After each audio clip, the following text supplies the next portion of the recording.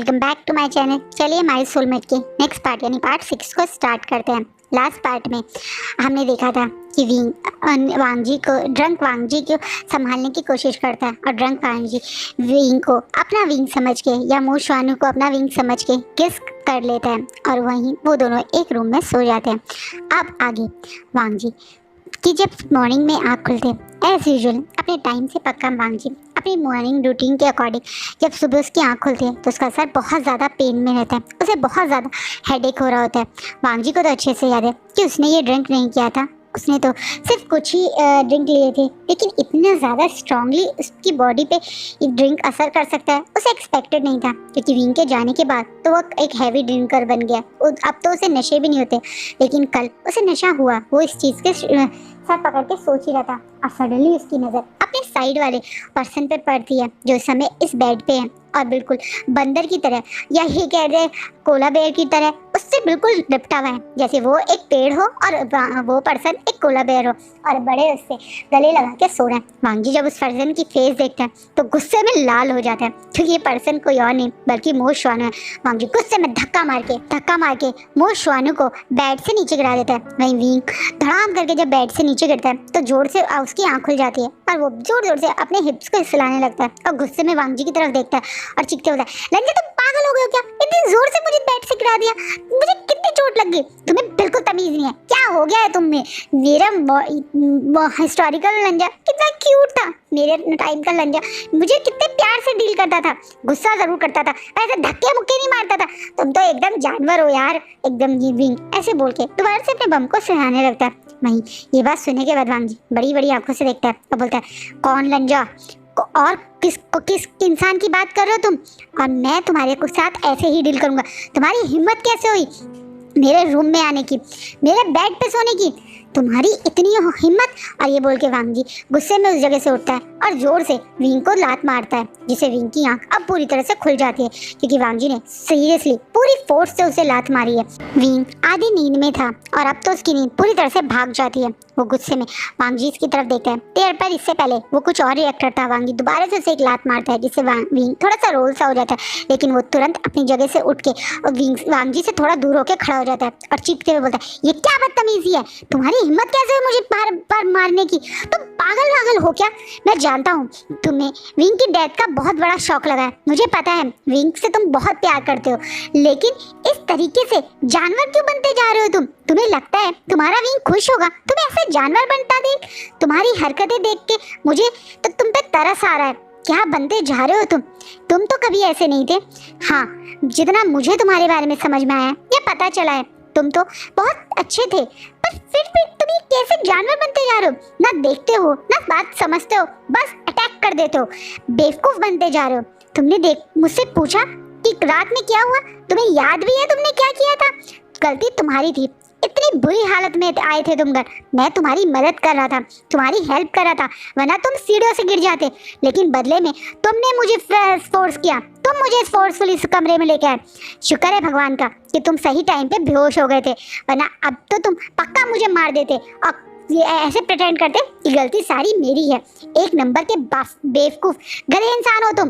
और ये बोलने के बाद भी गुस्से में वहाँ से पैर पटक के चला जाता है। मो शुआनू के ये बातें सुन के वांग जी को धक्का सा लगता है, जो अभी मो शुआनू बोल के गया क्या वो सच है?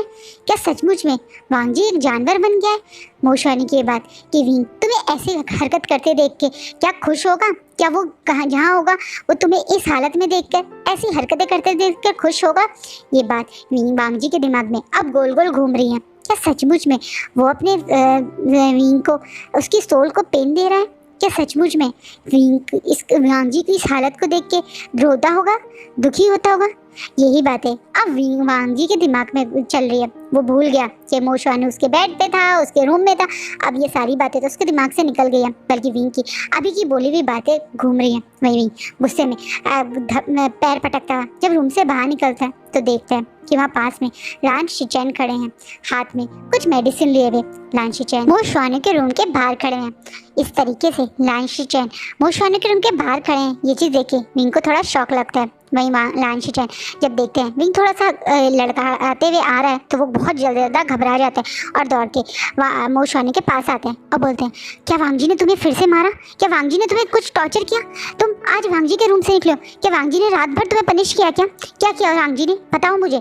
इस बात पे विंग थोड़ा शॉकिंगली शिचैन की तरफ देखता है। ये शिचैन तो वांग जी जैसे ही थे ना, उस पर गुस्सा करते थे, उसे ताने मारते थे, उसे नफरत भरी नज़रों से देखते थे, लेकिन अब ये इतने प्यार से क्यों बात कर रहे हैं? विंग ये समझ नहीं पा रहा है, लेकिन विंग की क्वेश्चन भरी आंखों को शिचैन समझ जाते हैं और बोलते हैं, चलो मेरे साथ अपने रूम में चलो, मैं तुम्हें सब बताता हूँ। और ये बोलने के बाद वो विंग की हेल्प करते हुए उसे रूम में लाते हैं। बड़े प्यार से विंग को उसके बेड पे बैठाते हैं और खुद उसके अपोजिट में एक चेयर पे बैठ जाते हैं। अब फिर अपने मेडिकल किट को खोल के विंग की तरफ देखने लगते हैं। अब बोलते हैं, क्या मैं तुम्हारी हेल्प करूं? बताओ मुझे, कहाँ मारा है वांग जी ने? मैं तुम्हें दवाई लगा देता। इस बात पे मो शुआन या विंग शॉकिंगली शिचैन की तरफ देखता है, बोलता है, इतनी कोई बड़ी चोट नहीं है, हाँ तो शायद थोड़ा दर्द हो रहा है, पर कोई बात नहीं गगा, मुझे मेडिसिन की ज़रूरत नहीं है। आप विंग के मुँह से गगा सुन के या मो शुआन के मुँह से गगा सुन के धड़ाम करके वो मेडिकल किट जो अभी उनके हाथ में थी शिचैन के, वो नीचे गिर जाती है और वो आंसू भरी आंखों से मो शुआन की तरफ देखने लगते हैं। विंग उनके इस हरकत को समझ नहीं पा रहा है, वो समझ नहीं पा रहे हैं कि आज क्या हो गया है शिचैन को। पर अब शिचैन बोलना शुरू करते हैं, तुम सचमुच में मो शुआन नहीं हो, तुम मो शुआन की बॉडी में एक दूसरे विंग हो, है ना? अब अचानक से विंग बड़ी बड़ी आंखों से शिचैन की तरफ देखने लगता है। शिचैन बोलते हैं, मैंने कल तुम्हारी और जंजा की सारी बातें सुन ली थी। मैं आज सुबह से बहुत गुस्सा था तुमसे, ये सोच के कि तुम विंग की साइकिल लेके गए हो। मैं तुम पे बहुत ज़्यादा गुस्सा था जब तुम विंग की साइकिल लेके शाम तक नहीं आए, तो मुझे विंग की साइकिल की फ़िक्र हो गई। मुझे लगा कि कहीं तुमने विंग की साइकिल तोड़ ना दी हो या उसे कहीं सेल ना कर दिया हो, क्योंकि आज से कुछ दिनों पहले मैंने तुम्हें कुछ पैसों के लिए इधर उधर परेशान होते हुए देखा था। मुझे उस समय बहुत गुस्सा था, तो मैंने विंग की साइकिल को ट्रैक करते हुए उस जगह पहुंचा जहां वो पार्क थी। विंग की साइकिल में वो एक एडवांस साइकिल है, तो मैंने ट्रैकर लगा रखा है विंग और वांग जी की दोनों की साइकिल के लिए। जब वो लोग स्कूल टाइम में थे तो ये लोग कहीं इधर उधर गुम ना हो जाएं इस मारे, या ये कहीं बिना बताए चले ना जाएं इस मारे, मैं उनकी साइकिल में ये ट्रैकर लगाया हुआ था। उसी ट्रैकर को देखते हुए जब मुझे पता चला तुम लोटस पेयर में हो, तो मुझे थोड़ा शक तो हुआ था, लेकिन मैंने तुम्हारे वहाँ पे जाके बात करने की सोची। मैंने तुम्हारी और जंचा की सारी बातें सुन ली थी। मैंने सुन लिया था जब जंचा ने तुमसे पूछा था कि तुम कौन हो। मुझे भी तुम्हारी हरकतें कुछ अजीब तो लगती थी, पर मेरा मन शायद इतना गुस्से में था, इतनी नफरत थी तुम्हारी मो शुआन के लिए कि मैं उन चीज़ों को नज़रअंदाज करता था। लेकिन जब जंचा के सामने तुमने सब कुछ स्वीकार किया तब मुझे वो सारी बातें याद आई। मैंने रात भर तुम्हारा घंटों मतलब नॉट रात घंटों तक तुम्हारा वेट भी किया। मैंने जब तुम नहीं आए तो तुम्हारा खाना किचन में रख के मैं सोने चला गया था, और जब सुबह तुम अपने रूम में नहीं मिले तो मैं डर गया था कि कहीं वांग जी ने फिर तुम्हें कोई बड़ी पनिशमेंट ना दी हो, तुम्हें पनिशमेंट रूम में बंद ना कर दिया हो। लेकिन जब तुम मुझे वहाँ नहीं मिले और वांग जी के रूम से निकलते हुए दिखे, तब भी मैं तुमसे मिला। अब बेचारा विंग समझ चुका है कि शायद कल जंचा ने की बात मतलब सुन ली है अब शिचैन ने, तो वो अपने आप को क्लियर करने की कोशिश नहीं करता और एक्सेप्ट कर लेता। हाँ, आप सही कह रहे हैं, मैं मो शुआन की बॉडी में दूसरा विंग हूँ। मेरा नाम भी वुशियान है, या सच कह दिया जाए मैं भी विंग हूँ। मैं एक अलग वर्ल्ड से आया हूँ। मेरे वर्ल्ड में भी आप सब लोग हैं, आप सब लोगों के नेम भी सेम है, बस तुम वहाँ का वर्ल्ड और यहाँ के वर्ल्ड अलग है। वहाँ रहन सहन का तरीका बिल्कुल अलग है और यहाँ रहन सहन का तरीका बिल्कुल अलग है, पर लोग वही हैं, लोगों का नेचर भी वही है, आपका नेचर भी बिल्कुल वही है गगा, जैसे आप उस वर्ल्ड में थे। सब लैंडसेक लीडर हमारे लान शिचैन, या ये कह दे रहे हैं मेरे शिचैन का अब अचानक से विंग के मतलब मो शुआन के मुंह से, या ये कह दे इस नई सोल के मुंह से या अपना नाम इतने प्यार से लेते देखे शिचैन आगे बढ़ते हैं और तुरंत उसे गले लगा लेते हैं और बोलते हैं, अगर तुम सचमुच में विंग ही हो तो मुझे फ़र्क नहीं पड़ता तुम किस वर्ल्ड से हो। जिस तरीके से हमारा विंग हमारे बहुत क्लोज था और मेरे लिए ख़ास था, उसी तरीके से तुम भी आज से मेरे लिए खास हो। मैं वादा तो नहीं करता कि तुम्हारी बातों को मैं किसी से बोलूँगा तो वो उन पर ट्रस्ट करेंगे, लेकिन हाँ, मैं पूरी कोशिश करूँगा कि अब मैं तुम्हारे साथ गलत ना होने दूँ। मुझे तुम को अपने मन की बातें बता सकते हो। मैं कोशिश करूँगा कि तुम जो कह रहे हो वो सच सबके सामने आ जाए। अगर सचमुच में इस एक्सीडेंट के पीछे कल्प्रेट कोई और है तो वो कल्प्रेट सामने आ जाए। इस बात पे विंग शॉकिंगली अब शिचैन की तरफ देख रहा है। उसके मन में सवाल तो बहुत है, लेकिन वो कुछ पूछ नहीं पाता क्योंकि शिचैन तुरंत उस मेडिकल किट को वहाँ रख के रूम से बाहर चले जाते हैं। सच्चाई ये है कि इस समय शिचैन बहुत ज़्यादा सैड फील कर रहे हैं। उनकी आंखों में आंसू भरे हुए हैं, इसी कारण वो यहाँ थोड़ी देर रुक नहीं पाते। वो तुरंत अपने रूम में आते हैं और बैठ जाते हैं। उनके रूम के साइड टेबल पे अभी भी उन तीनों की फ़ोटो है, विंग, वांग जी और उनकी। वांग जी और विंग उनके लिए बिल्कुल बराबर ही थे। दोनों को वो अपने भाई की तरह ही फील करते थे। अब उनके मन में वांग जी मतलब वो बात चल रही है, जो क्वेश्चन शायद इस समय विंग के मन में भी है कि क्यों शिचैन विंग की मदद कर रहे हैं, क्यों शिचैन इस पर्सन की हेल्प कर रहे हैं। पर आप शिचैन उस फोटो को अपने हाथ में लेते हैं और बोलते हैं, तुम यही सोच रहे होंगे ना कि मैं तुम्हारी मदद क्यों कर रहा हूँ। मैं तुम्हारी मदद नहीं, मैं अपने भाई की मदद कर रहा हूँ। मैं अपने उस विंग की मदद कर रहा हूँ जो हमारे साथ नहीं है। मैं अच्छे से जानता हूँ विंग की सोल जहाँ भी होगी पेन में होगी।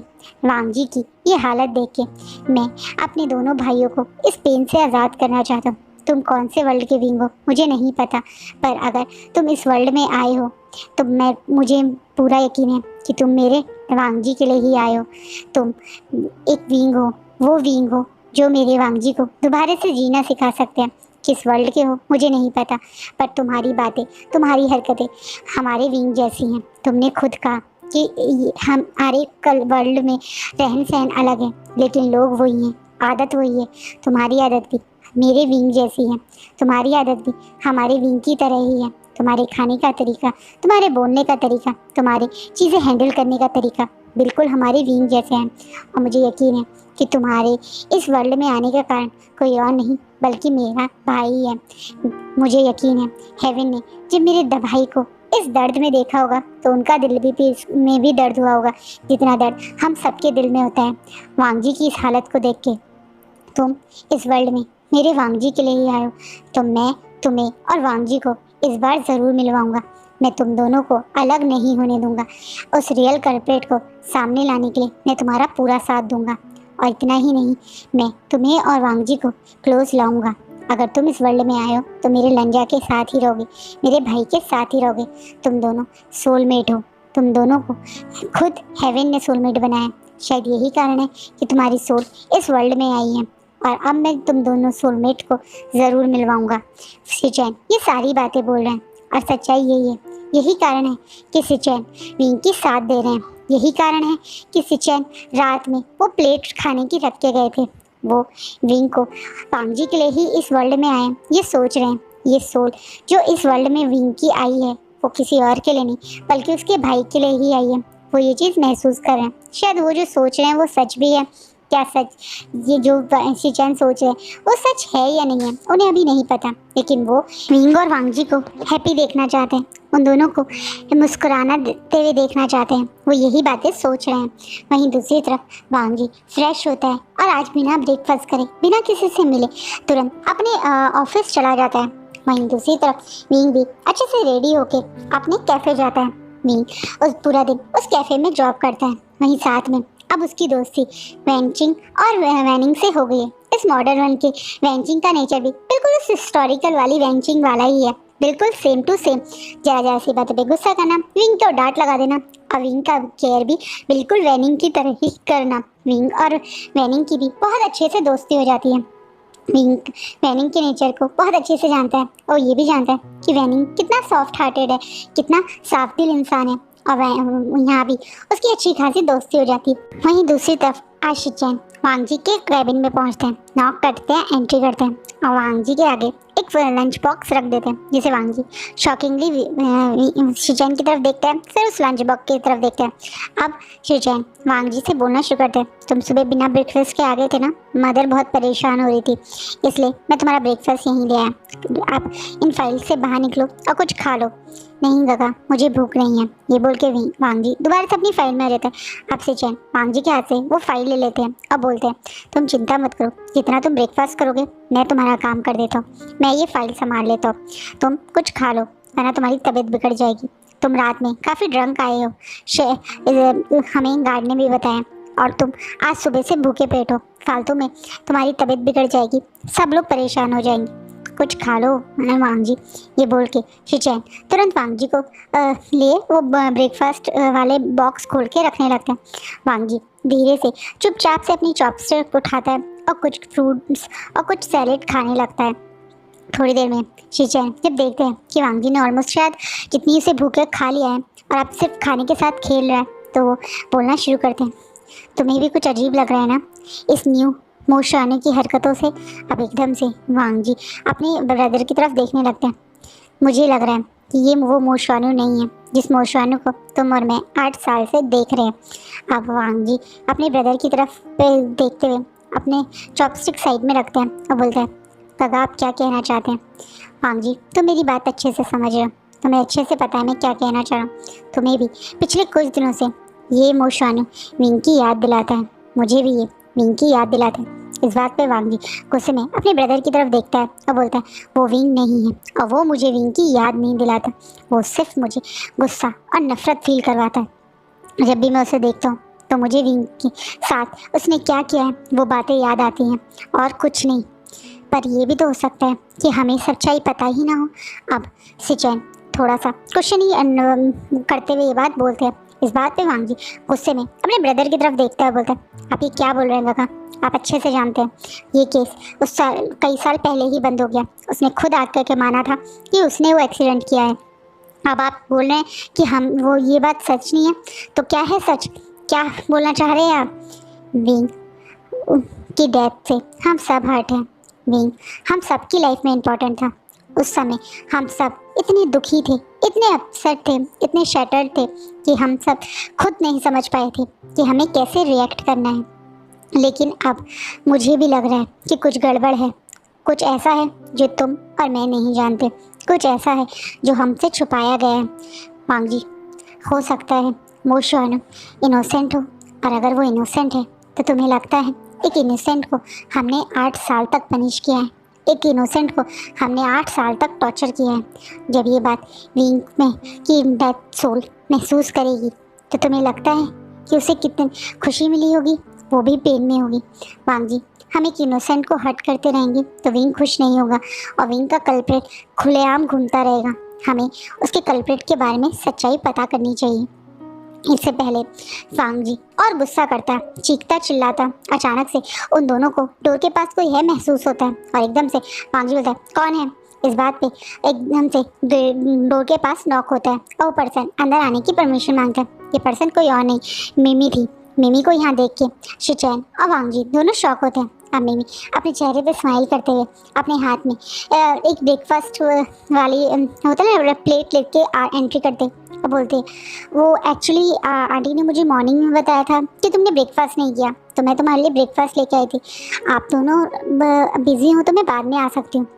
इस बात पे वांग जी तुरंत मिमी की तरफ देखता है, बोलता है मैं ब्रेकफास्ट कर चुका हूँ and thank you for your care, but मुझे लगता है आपको अपने ऑफिस के काम पे ध्यान देना चाहिए। ब्रेकफास्ट का काम और ये सब काम कोई और कर सकता है, आप प्लीज़ अपने कैबिन में जाइए। इस बात पे मिमी हाँ आप सही कह रहे हैं कह के निकल जाती है, पर सच्चाई कुछ और है। मिमी का यहाँ से भागने का कारण ये नहीं है कि वांग जी ने ब्रेकफास्ट कर लिया है तो अब उसकी ज़रूरत नहीं है, बल्कि ये है कि उसने शिचैन की और वांग जी की बातें सुन ली थी। उसने सुन लिया था कि शिचैन को कुछ शक हो रहा है और अब वो बहुत ज़्यादा नर्वस है, घबराई हुई है और दौड़ के अपने कैबिन में आती है। उसके हाथ पैर काँप रहे हैं, उसे कुछ समझ नहीं आ रहा वो क्या करे, लेकिन वो तुरंत अपने पॉकेट से अपने फ़ोन निकालती है और अपने फादर को से मिलने के लिए कहती है। उसके फादर उसे तुरंत घर आने के लिए कहते हैं क्योंकि वो भी उसकी आवाज़ में फ़ोन पे डर पहचान चुके हैं। वो तुरंत अब उसे घर आने के लिए बोलते हैं। वहीं मिमी भी अपनी सिक लीव का बहाना लेके तुरंत घर पहुँचती है। घर पे आते मिमी के डरे हुए चेहरे को देख के उसके फादर पूछते भी क्या हो गया है तुम्हें, तुम इतना घबरा क्यों रही हो। अब मिमी बोलना शुरू करती है कि उसे शक है कि कहीं ना कहीं ये मोशानु कुछ गड़बड़ कर रहा है इस मोशवानू ने अपनी बातों से हिचैन को भरोसा दिला दिया कि वो इनोसेंट है।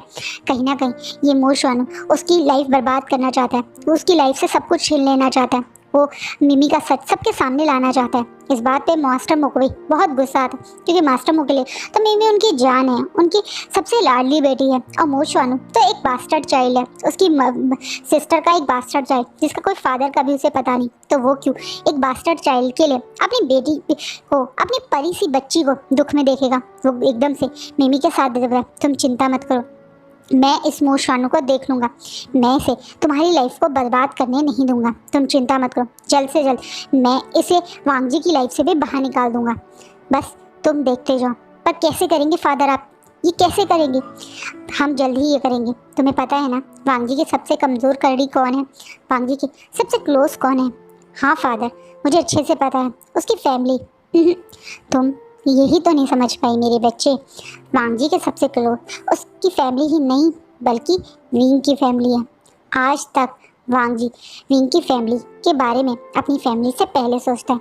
तुम्हें ध्यान नहीं है वांगजी ये जो पूरा बिजनेस हैंडल कर रहा है, ये अपनी फैमिली के लिए नहीं बल्कि विंग की फैमिली के लिए कर रहा है। लैंड कॉर्पोरेशन में 50% शेयर अगर लैंड्स के हैं तो 50% शेयर वी फैमिली के होते हैं। वी फैमिली से तो जब से वी वुशान की डेथ हुई है कोई कंपनी में नहीं आता, सारा काम वांगजी हैंडल करता है। वो अपने फादर इन लॉ या ये कह सकते हैं होने वाले फादर इन लॉ जो थे उनके बिहाफ पे सारे काम करता है। उन्होंने मतलब वांगजी ने अपने फादर की पोजीशन ना लेकर बल्कि अपने फादर इन लॉ की पोजीशन ले हुई है। वो सारा काम अपने फादर इन लॉ का कर रहा है। वो सारे प्रोजेक्ट जो भी विंग हैंडल करता है वो सारे वी चांसे की ही तो है। तुम्हें याद नहीं है क्या? एकदम से मिमी अपने चेहरे पे एक गंदी सी स्माइल लेती है और कहती है, तो आप ये खुश होके क्यों बोल रहे हो फादर? मुझे पता है कि अब तक वांगजी विंग को नहीं भूला है। मुझे ये भी पता है कि वांगजी रोज़ ऑफिस आने से पहले और ऑफिस के बाद सबसे पहले विंग के घर ही जाता है, उसकी फैमिली से मिलने, उसकी बीमार माँ से मिलने। उस पागल बुढ़िया को 8 साल हो गए हैं बेड पे पड़े पड़े, लेकिन मरती भी नहीं है और पूरा वांगजी को एक तरीके से परेशान करती रहती है। इस बात पे एकदम से मास्टर मो अपनी बेटी के सर पे हाथ फिराते हैं। बिल्कुल यही तो मैं तुम्हें समझाना चाह रहा हूँ, अगर वांगजी को चोट पहुँचानी है तो किसी चोट विंग से रिलेटेड लोगों को पहुँचाओ।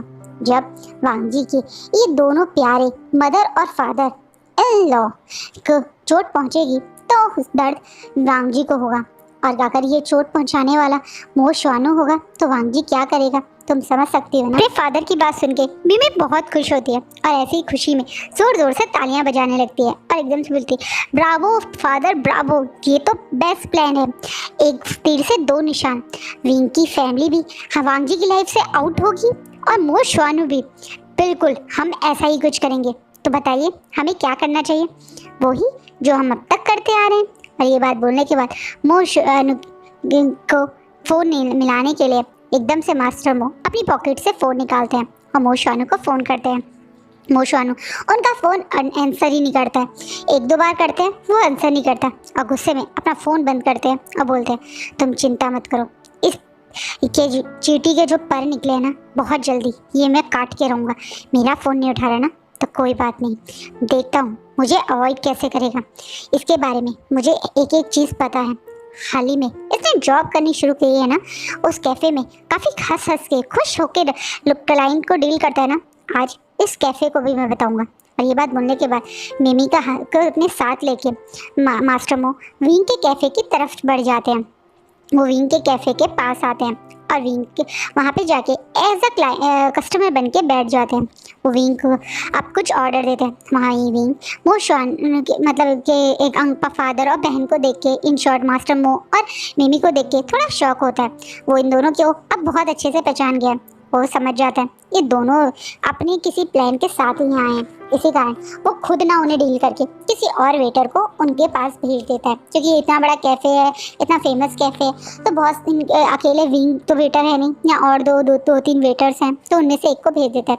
लेकिन वो दोनों साफ मना कर देते हैं ये बोल के कि वो ऑर्डर देंगे तो सिर्फ मोशवानू को देंगे, इसलिए ना चाहते हुए भी विंग को वहाँ जाना पड़ता है। विंग अपनी बनी स्माइल लेते हुए, फुल स्माइल लेते हुए उन लोगों की तरफ देखता है और बोलता है, good morning sir. Good morning ma'am, बताइए मैं आपकी कैसे हेल्प करूं?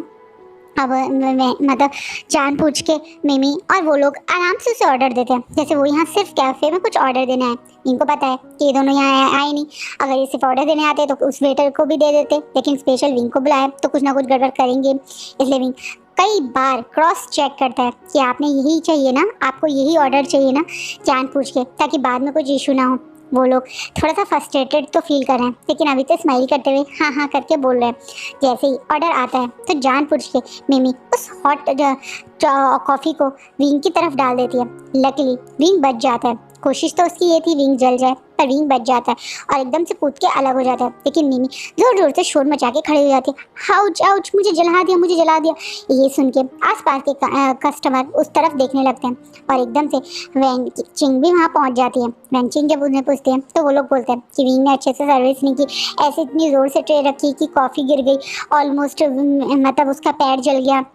इस बात पे विंग वेंचिंग की तरफ देखता है। वेंचिंग को ये चीज़ भी अजीब लगती है कि विंग को काफ़ी टाइम हो गया है जॉब करते हुए, लेकिन वो एक अच्छे से जॉब कर रहा है।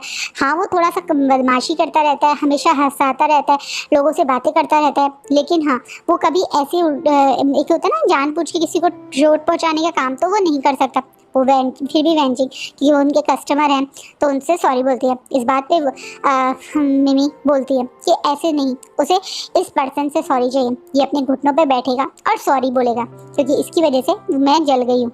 अब मिमी जो बिल्कुल भी ये करना तो नहीं चाहता, लेकिन उसे पता है कि वेंचिंग की एक कैफ़े की बात है, उसके कैफ़े की रेटिंग ख़राब कर सकते हैं ये दोनों। और यहाँ पे वो एक मतलब एक तरह से एम्प्लॉय है और कस्टमर तो गॉड होते हैं। यही सोच के वो बड़े आराम से अपने घुटनों पर बैठ जाता है और सॉरी बोल मांग लेता है। ये चीज़ भी मास्टर मो और मिमी को मन में संतुष्टि नहीं देती। ये लगता है कि ये सॉरी तो इसने इतना आसानी से बोल दी, वो तो चाह रहे थे ये गिड़गिड़ाए वैसे बोले, लेकिन अब आसपास के लोग उन दोनों को देखने लगे तो वो ज़्यादा इशू नहीं करते और मान जाते हैं और अपनी जगह से खड़े होते हैं। तो तुरंत वेंचिंग से वही वेंचिंग उनसे भी विंग के यहाँ से सॉरी बोलती है और बोलती है कि उनकी फेमस जो यहाँ की पेस्ट्री है वो उनके लिए as a complimentary gift pack कर देती है। इस बात पे वो दोनों अग्री करते हैं और रिक्वेस्ट करते हैं कि कॉम्प्लीमेंट्री गिफ्ट किसी स्पेशल के घर पे सेंड करना चाहते हैं। वो स्पेशल को ये मतलब गिफ्ट बहुत अच्छे लगेंगे। वहीं वेंटिंग यही सोच के कि वो एक कॉम्प्लीमेंट्री गिफ्ट है, अगर वो खुद नहीं लेना चाहते किसी और को देना चाहते हैं तो कोई इशू नहीं है, अग्री कर जाते हैं।